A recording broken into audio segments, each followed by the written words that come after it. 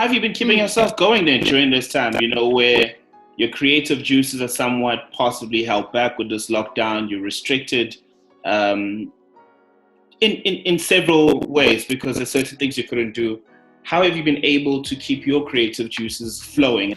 So I'm really fortunate that I work with incredible talent, like in a management capacity. So it's producers, DJs, artists, company TranslateNC. We have the PR. Obviously, so it's about finding new ways to connect with your communities, like whether that be your fan base, whether that be if you're doing radio, whether that be if you're producing music. It's about new ways of getting it out there. So your essential PR runs wouldn't be happening. So if you're releasing a track, what are you going to do to connect with your fans? You just got to be a bit more. I think Instagram's been great during this time because you can post, you've got IGTV and all those sorts of playlists. I think I went through I went a bit nostalgic. I started listening to music that I grew up on and started to do that. So for me to keep myself creative and keep myself going, it was more a case of just spending more time with the team, with the artists, with the DJs, with the producers, and using this time to strategize better and thinking, if anything, you can use this as a lead time and thinking, okay, how our release is going to look? How are we going to connect better with people? And it was just about taking a step back. And for me, it was like remembering all these things that I love about music and creativity and producing and all these things. And coming back into it and being like, okay, so how are we going to plan these better so we can connect better? It's smaller because before we were like, we'd FaceTime or we'd do a call or we'd be flying to places to have meetings, and now it's like we're taking a step back but also feeling the creativity more. Like I said, like elements you like it was the first time in ages I got to binge watch on Netflix, but I was binge watching shows I liked and I'm listening to them differently. Like I really got into Queen of the South, and I was like, oh my God, I love the way they've done this, and I love the way that she wears all white and the music here and things like that. And then I got into like everything Ryan Murphy does, and that's how I found myself being more creative, like watching and absorbing things, but then also like reading books. Like I'm a big fan of Anthony Bourdain, so I started reading his book, reading a bit more about the industry as a whole, like how now we're using technology more, like how is that going to shape our future and what do we have to be doing to be more prepared for that. So that's what I did. I think I started kind of like connecting more at a fan level and a learning level and educational level and taking that step back and just, do you know what I mean? But let's take it back then, back to BBC days. And I mean, that's how you got exposed to the music industry. But what made you decide to go solo and start your company and do what you do in a consulting and a managerial factor, in a managerial sphere? What made you decide to go solo after your BBC stint?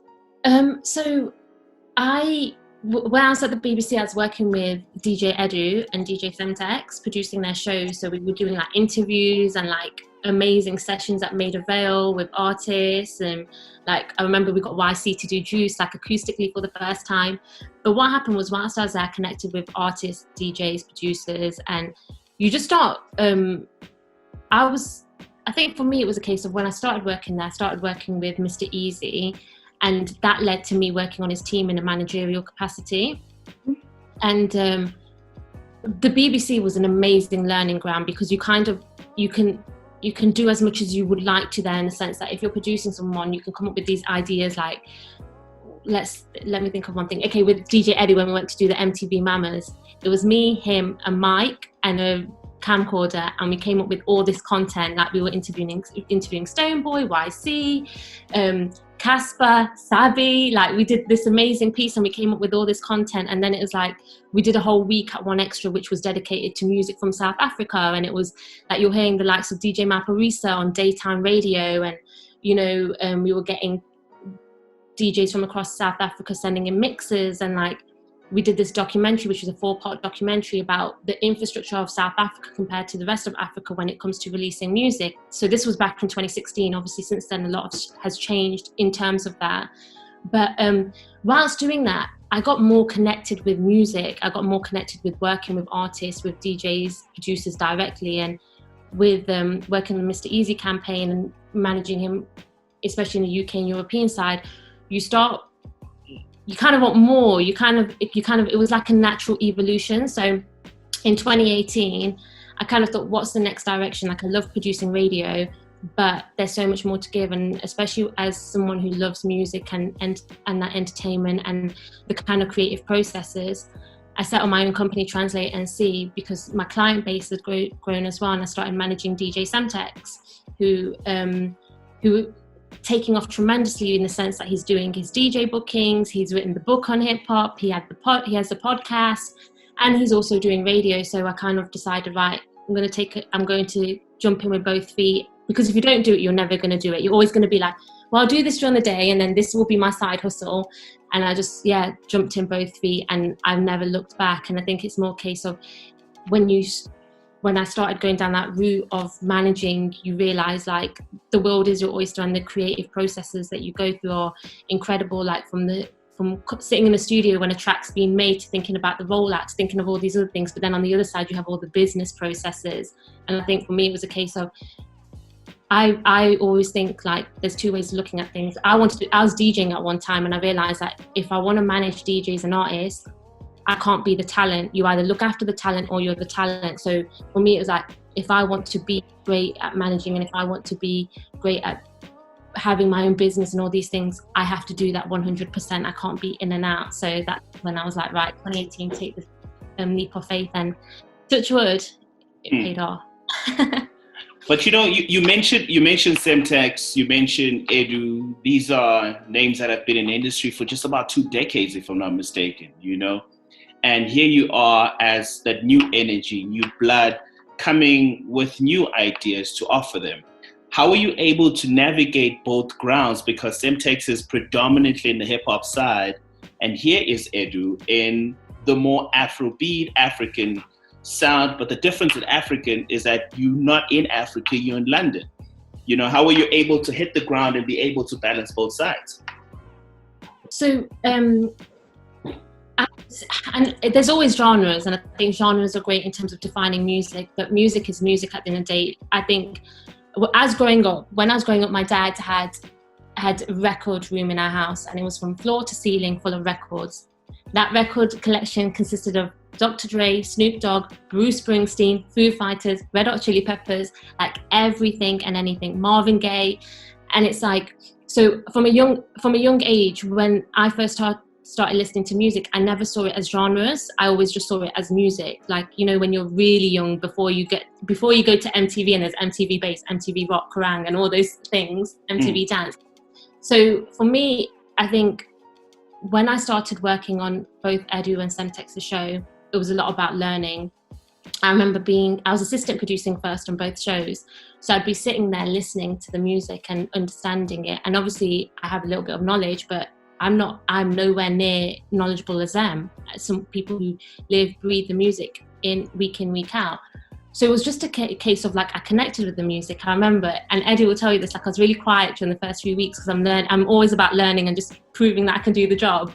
So I knew some of the tracks he was playing, like the Body Sappers, the Black Coffees, and I was like, oh, this is the vibe, I know these tracks. And then maybe by the third week, I started knowing the lyrics to stuff. And I remember there was an AKA track, and I started saying the lyrics, and Eddie was like, oh my God. I was like, yeah, the music's amazing. And it was like that time where we had like UG and Easy Drop Dance for me. You had like Qualms of Flavor with like Takeover. So for me, it's all about absorbing it and learning and like bringing the knowledge that I do have to it from like an outside perspective. So with Semtex's show, like when I became producer, within the first couple of weeks, there was a celebration of a Jay-Z album. So I was like, right, let's get all the Jay-Z interviews. Let's do this. And Sam's amazing. Like he can do everything himself, but it was just a case of what can I do to add to what you guys know?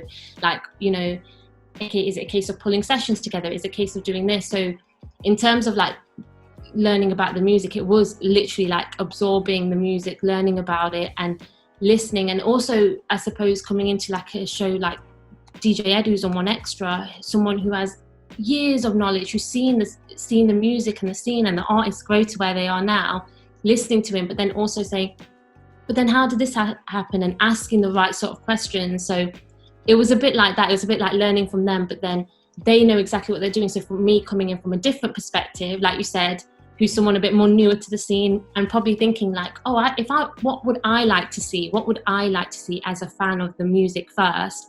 And then that's how you kind of grow together. And I think that's what music, what creativity, what everything we do. Like you guys with the radio show, like you're looking at different ideas, and there'll probably be someone who comes in and is like, what about trying this way? And you're like, oh, I didn't think of that. It's because you're doing so much at the same time, and there's someone who's coming from a completely different perspective. So I think it's a bit of that. Mm. Now, Sabi asked, how do you navigate or rather manage the artists in the space? But as a woman, how do you navigate your way in a predominantly male-dominated space without being undermined?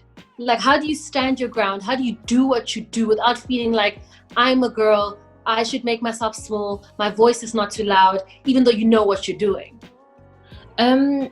This is a really interesting question. I get asked a lot. And for me, I think it's all about how your own perception. I'm not going to sit here and be naive and say there's no difficulty being a woman in the industry. I think there's difficulties wherever you are, whether you're working in a shop, whether you're working in the music industry, whether you're working in the technology industry. Everyone has their own different challenges. But for me, this goes back to when I used to work in my first ever job. I was working with a woman, and she was my manager. And I remember we were going to a meeting, and she said to me, it was a really hot day, like 30 degrees, well, 25 degrees or something for UK, which is hot, like that's our summer. So I was wearing like a blouse without sleeves, and she goes, oh, I hope you're not going to go into this meeting without wearing a jacket, because what will the men think?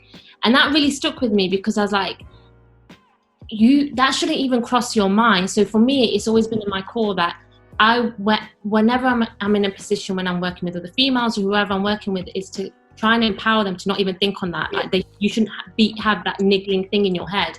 So for me, like when you enter a room or you have a conversation, one thing I always say and I stick by is, you're entering that room as a manager, or if you're a female presenter, you're not a female presenter, you're a presenter. Or if you're a female DJ, you're a DJ. So I think it's about wiping that first bit off and just being like, you are in that room off your own merit, and just coming with that energy. And I think as that happens more and more, the narrative will change and it'll become more of the norm. And I'm really fortunate that I've worked with some as much as I've had managers in the past who are female who have said things to me like, oh, you're confident wearing that, oh, you know, and it's like, that's your own insecurities. But I've had some amazing females that I've worked with who have empowered me, who have made me feel like, yes, you know what, you deserve to be here, and do what you're doing. But also at the same time, I've worked with a lot of males, like we've spoken about, and they have been amazing. They've been really positive, and they're very encouraging. And I think as humans, before male and female, as humans, all of us have these moments of doubt and fear and all these things. It's just like common, but you just need to be around other people that will kind of make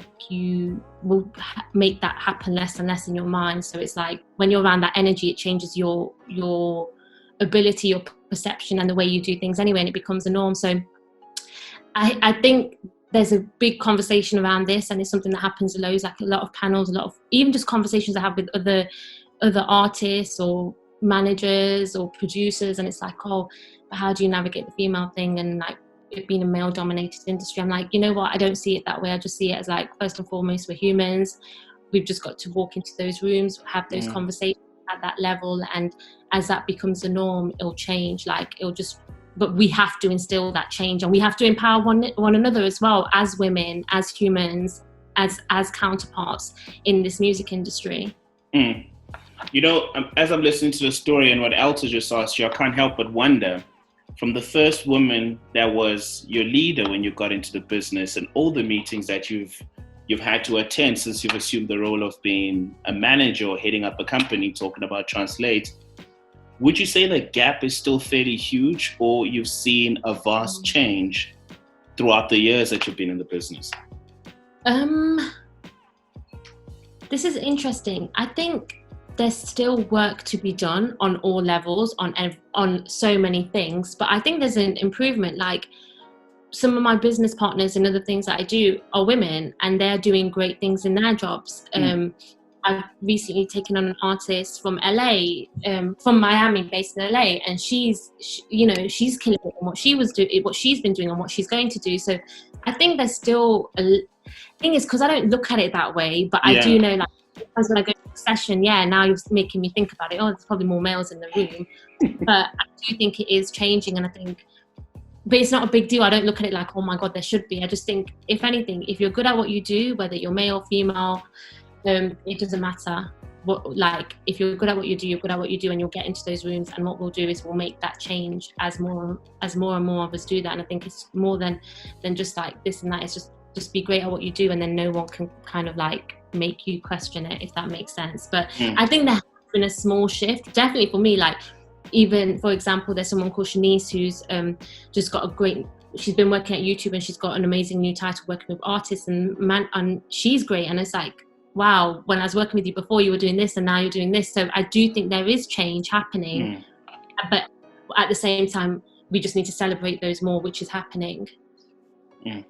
And I think it's an important conversation to have, because we're sitting on two ends where you are a trailblazer and you're just like, I'm going against the rules and I'm working against the grain. Whereas some women are often in spaces where they're like, let me play with the boys so that I can get in the room, And often we talk about PhD, pull her down syndrome, where we want to see women doing good, but never better than us. And sometimes we are our own worst enemy. There are men doing nonsense, but sometimes we're in the rooms and we create the biggest mess. And that's why I loved the question that Sabi asked and the way you answered it, because on the flip side, many women would tell you that the only way up is to smile and agree with these men until you're given a position where you can then say, actually, these are my own thoughts and this is how I want to do things.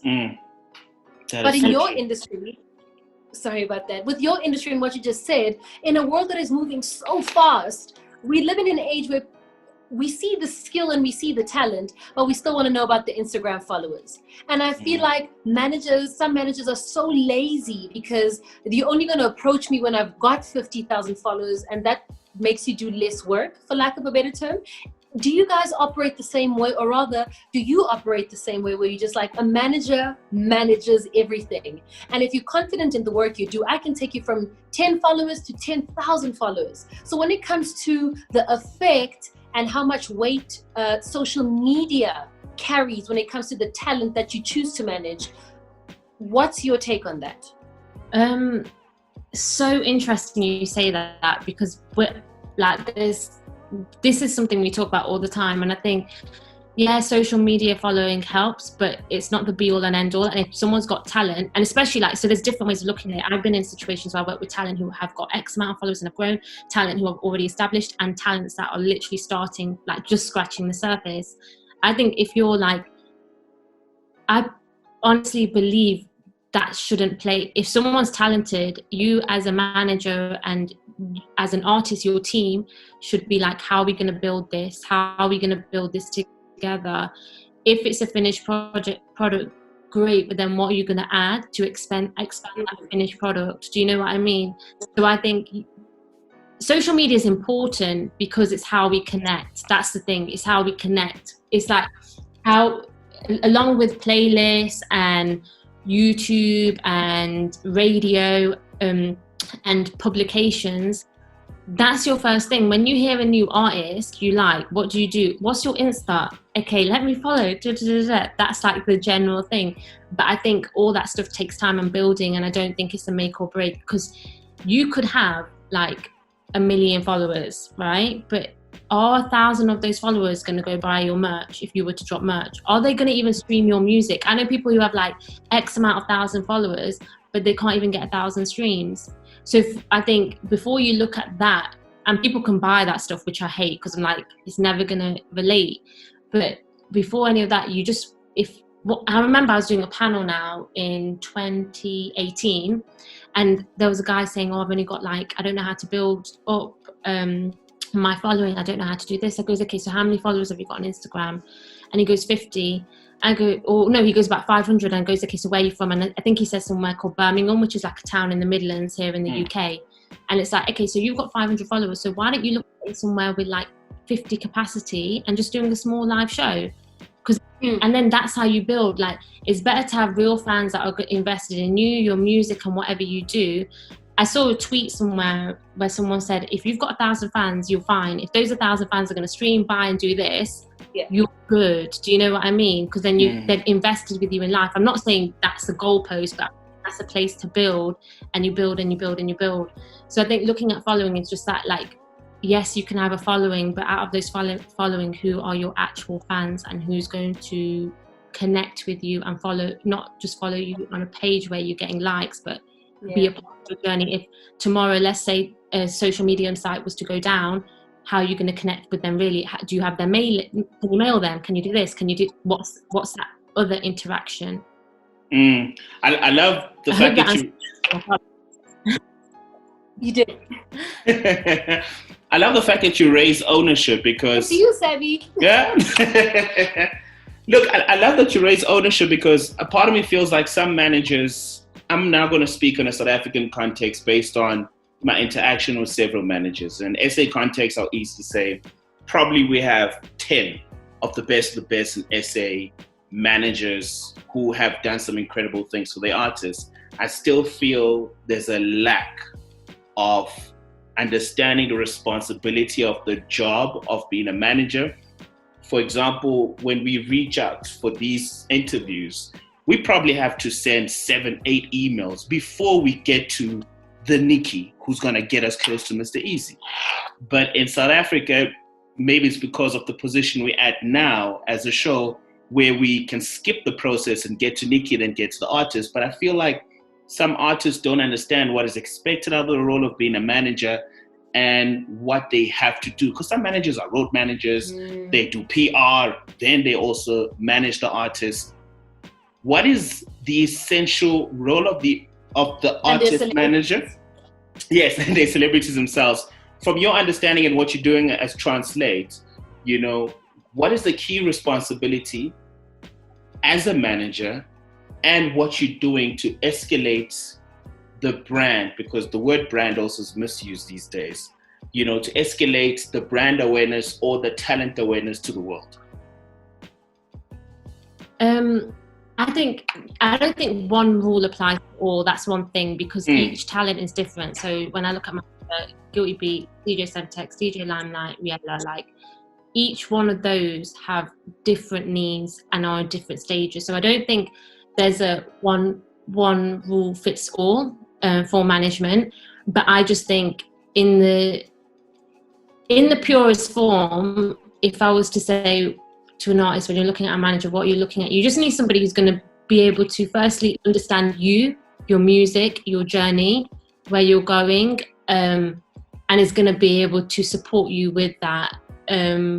Secondly, you want to look at the business side of things. Is that manager going to help you build a business? Is that like, you know what I mean? Like, it's a long-term thing. In my opinion, it's a long-term thing. You have to look at each individual creative, and then you work with them, because you can't put each person in the same box.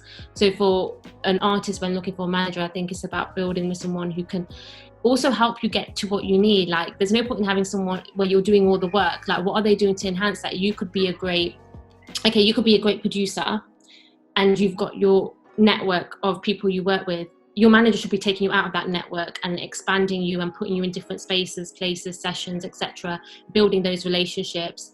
And then it's like, and also you as a person, you may be really shy, so you need someone who's going to be a bit more like, bring you out of your shell. You're really outgoing, so how are you going to get that personality across? So I think it's a case of there is no one size fits all. There's, for any artist and manager relationship, I think each one is unique and each one has its skills and strengths. So as a manager, you need to look at whether it be your artist, DJ, producer, or if you're working in the sports industry, your sports star, or, you know, you look at them and think, okay, what are their skills? What are their strengths? What do they need support in? I hate the word weaknesses as well. No, what do they need support in? Because everything can be improved. I think everyone in any capacity can improve on anything, daily, weekly, monthly. You should be open to learn. Things are always changing. So I think as as a manager, it's a case of like being able to understand what direction your creative is going in. How are you going to best support them? How are you going to help them grow? And going back to your branding thing, a brand might not fit all producers or DJs or artists, but there are many that it will fit. So if they have a brand, how are you going to build that brand?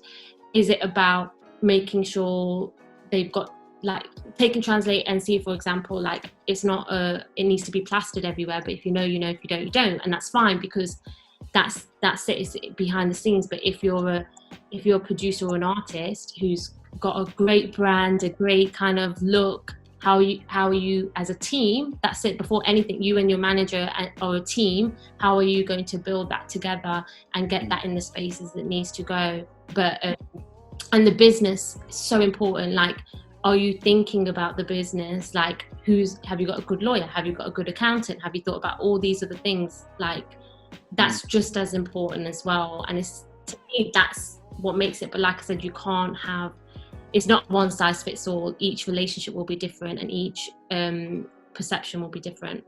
I think those are insightful now you just points. mentioned that there's no formula when it No, sorry, I was just saying insightful points there. Sorry. I'm like, it's lagging. I thought we were overlapping. Sorry. I wanted to say, you just mentioned that there's no formula when it comes to managing your artists, because they've got different wants, different needs, different strengths, and different places where they need a bit of extra help. And that being said, how do you then manage a living, breathing person that is, you know, an artist or a producer that you are doing work for, compared to a corporation that you also do work for, that being Nike, NFL, NBA? Does it go across? Is there a bridge in between where you carry over what you do for a human being and a corporation? Or is it two completely different practices that requires you to be two different types of managers, two different types of consultants? They are different things, because when you're managing a creative, you're working with them day in, day out. Like, I honestly believe, like, you have to be invested in what they're doing just as much as them, because that's going to work. And when you say formula, I think there's certain things that are the same throughout, but they're not always the same. But when you're working with a brand already has its mission statements, its objectives, and it's coming to you with a solution for whatever they need. So they are two different things. With a brand, it's like you work with them for a time period. But one thing I fully believe in is give like 1,000%. Don't just give 100 or 50. You have to go above and beyond, regardless of whether it's a brand, an artist, or whatever you're working on. That's my personal ethic. Like, over deliver. There's no harm in over delivering. In that sense, yes, that's a similarity, but in terms of how you work within those teams is different, because a brand has its own existing team and you're working alongside that, and they have their own existing way of doing things. They already have a brand. So you're not coming in and saying, well, what about this? They're coming to you and saying, we want to do this event. So how are we going to make this event work? We want to do this rollout. How are we going to make this rollout work? So you work with them and you work with their creative processes. Whereas when you're working directly with an artist, DJ, or producer, you're working from, like, sometimes a blank slate, and it's about you having the thinking to think of all the other things. Whereas a brand, or you know what it's like, if you're working with a brand, they already have kind of their policies and the way they do things, and it's about you enhancing what they do with them. So it's just two different ways. It's just always different working environments, but it's like you going from one job to another. You have one team that you work with, and you go to the next team, and it's adapting. Look, because time is not on our side, I see this feed is about to stop. But before I let you go, South African artists probably don't tour the UK as much as they go to the United States of America. Which South African artists, when you look at the amount of airplay they get, I know you also sit on the music committee at One Extra, which artists would you recommend to explore the UK for a tour next year? South African. Oh, South African, who should be touring? Ooh. The UK especially. The UK, honestly, I think if you can get a fan base in the UK, everyone should. But some artists that I really like I'm really into what you guys got. I'm going to say this wrong now. Amapiano. Yes. Yeah. Yo, that sound. It's like Guilty's been like obviously on his EP, he's got a lot of that sound, but it's like the DJs, the producers from that, like, oh, let me get my playlist up. You've got me thinking now. Literally, like, the playlists have got me.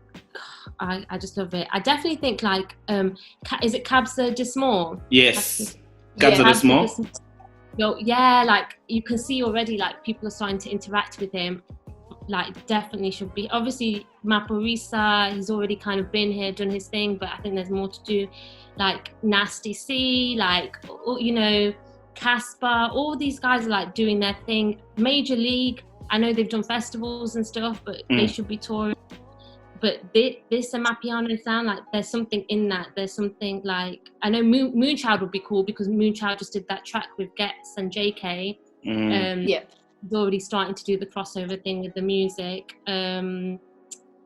Yeah, I'm just going through my playlist quickly. Obviously, like they're the names that are coming to my mind of what I'm listening to right now. But I think that whole sound you've got going there, and that's what I love about South Africa. Like, I'm gonna say the name wrong, but you had Guam. I can't do the clip.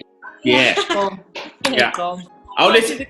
So if you want to perfect it, you just need to say, just. Wow. That will click for you. Yeah, it's come. I didn't even think of that. My click is so soft, it doesn't sound like yours, man. Yeah, so just click your fingers, it's come. But I think with like this, even with the hip hop sounds you guys had coming out first from South Africa, and then the Guam, and then, you know, the Amapiano, like, and the Afro house from South Africa, like, the amount of times I've seen Black Coffee live, and every time I see him, the feeling you get is just. You guys are so forward thinking. Like, I love being in South Africa. Like, I don't know, once there's some more normality, I want to be out there, like, experiencing it firsthand, because you can't get that from a playlist. Like, that's true. The vibes and the feeling of the music there is just something else. And I think the artists there, yeah, start off small. You don't have to. Why are you going for 2,000 venues? You want to, like, if you can get 100 cap or 200 cap venue and sell out, that's your starting point, and then build from there. But the Amapiano, that, oh my gosh, it's so weird. Sorry.